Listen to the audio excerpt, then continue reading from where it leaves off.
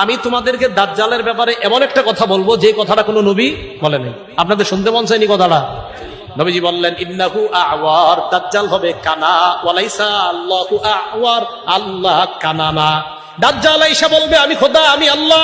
শোনো তোমরা, তোমাদের রব কানা না, দাজ্জাল কানা হবে।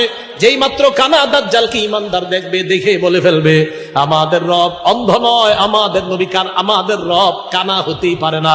তুই যেহেতু কানা, তুই যেহেতু অন্ধ, তোর দাবি প্রমাণ করে তুই হলি আমার নবীর হাদিস অনুযায়ী তুই হলি কানা দাজ্জাল। তাহলে রব কখনো অন্ধ হয় না, রব কখনো কানা হয় না। নবীজি কয় দাজ্জাল হবে কানা, আর রব কখনো এই গুণে গুণান্বিতই হতে পারে না।